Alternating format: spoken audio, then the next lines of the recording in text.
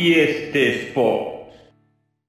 Mesdames et messieurs, bonsoir, salut les amis, j'espère que vous allez bien. Bienvenue à la chaîne Ibra Show TV ST Sport pour parler tout simplement du week-end européen et surtout de ces matchs-là qu'on a vus aujourd'hui. Donc là, il y a un match de la Liga espagnole entre le Real Madrid et Osasuna qui vient de se terminer par un partout. But de Vinicius Junior et l'égalisation pour Osasuna, donc à Madrid. C'est un échec, on va dire, de Madrid. Et on va parler de plusieurs matchs de la Liga, que ce soit Barcelone contre Mallorca ou l'Atlético Madrid contre FC Séville. On va parler aussi de la Ligue 1, surtout du match d'hier entre le PSG et Nice, et ce soir entre Lens et Lyon.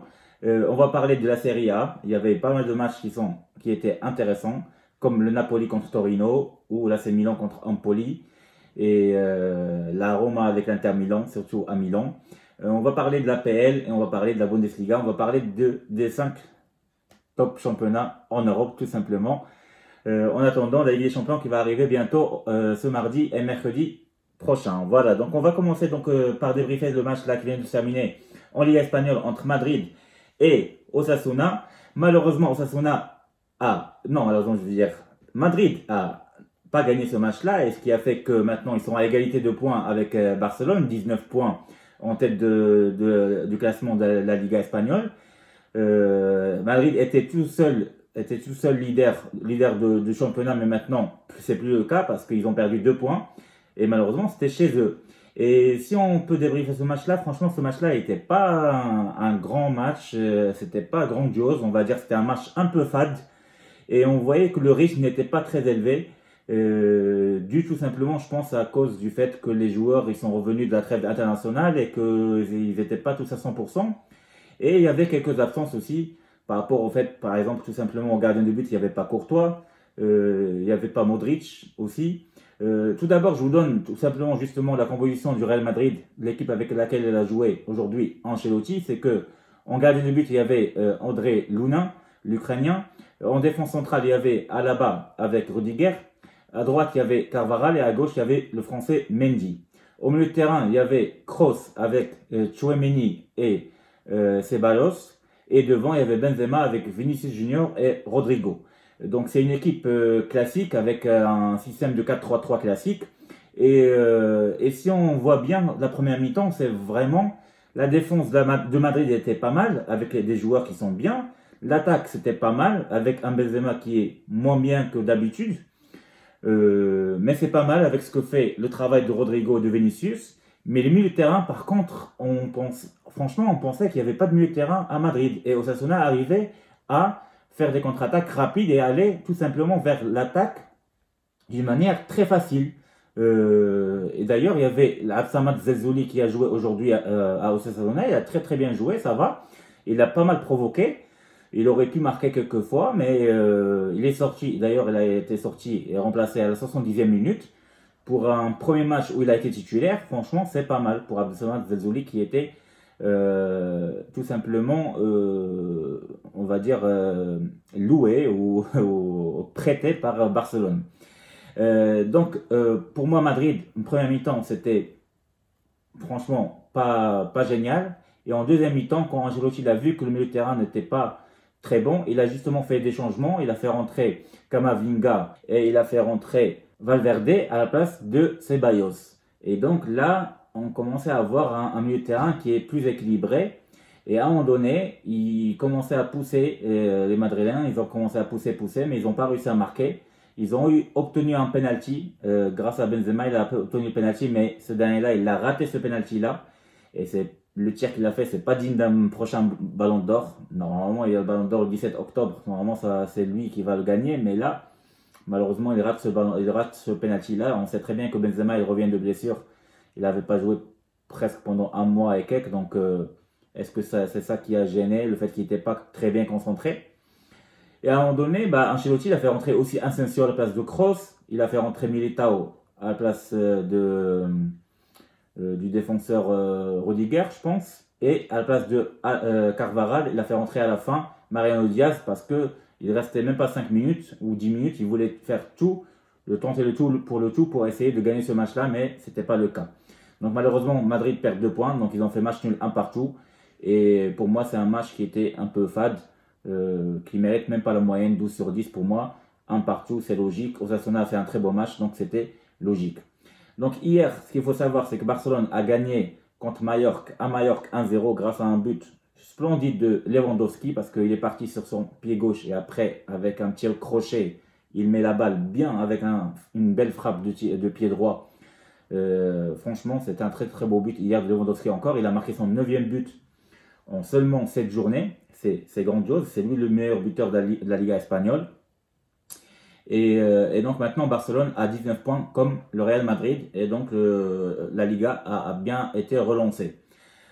Après Barça et Real, dans 3e et 4e au classement, il y a Betis de Séville et l'Atlético Bilbao. L'Atlético Bilbao est 3e, le Betis 4e. Et après, il y a l'Atlético Madrid qui a battu FC Séville 2-0 grâce à un but de Morata qui a fait un joli match. Et Séville, maintenant, elle est carrément parmi les derniers avec seulement 5 points et on ne comprend pas qu'est-ce qui se passe, qu'est-ce qui arrive à Séville cette année-là, sachant que l'année dernière, ils étaient bien partis pour essayer de concurrencer le Real et le Barça et l'Atlético pour le gain de la Liga. Donc on ne comprend pas. Voilà, donc ça c'est ce qui s'est passé en Liga espagnole. Ce qui se passe en Ligue 1, ce soir on a vu que Lens a réussi à battre Lyon 1-0. C'était un match serré et Lens a réussi à être efficace. Donc bravo à eux. Paris Saint-Germain, hier ils ont gagné 2-1 contre Nice. C'était un match aussi serré. Et le Paris Saint-Germain, on avait l'impression qu'ils n'ont pas tout donné. Et comme ils reviennent de la trêve internationale, par exemple Messi, il est venu des États-Unis et beaucoup de distance. Et pourtant, Messi il a fait un grand match pour moi hier. Il méritait un 8 sur 10. Il a mis un coup franc splendide, sachant qu'avec l'Argentine contre le Jamaïque, il a joué juste 25 minutes. Il est rentré en deuxième mi-temps. Il a marqué 2 buts, un but de loin et un coup franc aussi à terre. Mais cette fois-ci, il a mis un très très joli coup franc en haut de Peter Schmeichel, pas Peter Schmeichel, mais son fils Schmeichel, qui n'a pas réussi il a juste regardé la balle rentrer. Donc Messi, il était très très bon hier. Neymar, il n'était pas à son top niveau hier. Et Mbappé est rentré dans le jeu et il a réussi à marquer son deuxième but. Ce deuxième but là qu'il a débloqué le Paris Saint-Germain parce que Nice, ils étaient bien revenus en score à un partout. Donc Paris est première au classement de la Ligue 1. Après, il y a Marseille, parce que Marseille avait réussi à battre Angers, SCO des titulaires marocains Boufal et Ounahi.